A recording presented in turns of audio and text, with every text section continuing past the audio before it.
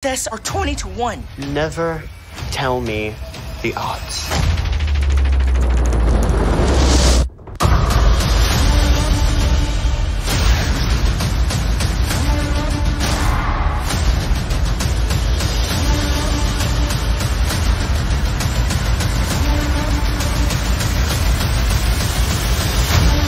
First 6 episodes, even by episode 4, the excitement was equal to a season finale. So tell me, was the process of writing this season just as exciting as it seems?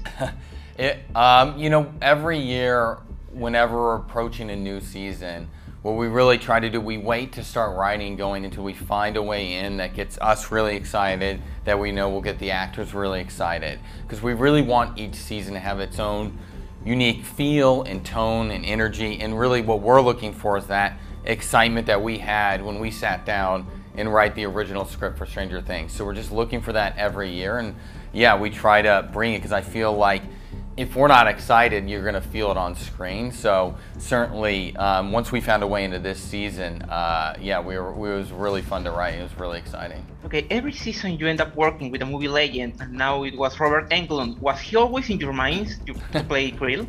I wish he was. I wish I could take credit for that idea because so much of the season was inspired by Nightmare on Elm Street, the Nightmare on Elm Street series, specifically the first one and the third one.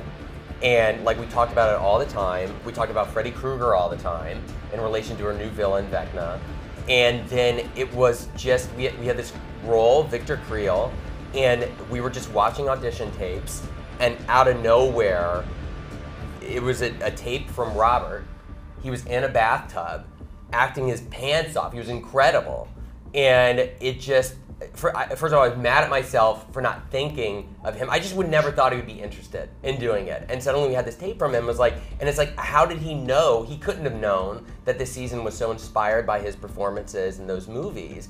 So it felt like fate, And so we called our casting director and we're like, this is just way too cool. I mean, obviously we have to do this. So, and he was wonderful. He signed all my Freddy Krueger paraphernalia. I got a Freddy Krueger stand-up that he signed. He was the greatest guy and an incredible performer as well as person. So it's so fun when you get to work and meet with your idols. They say never meet your heroes, but in this case, it worked out. Meet Robert Englund. That's the moral of this. That's great. Yeah.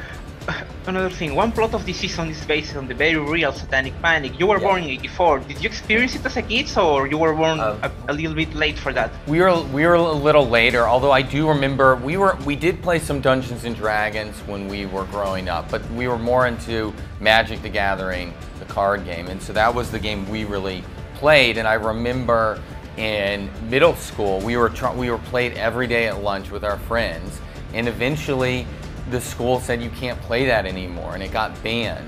And I just didn't understand at the time what was so scary about this game. We're just playing make-believe with fantasy.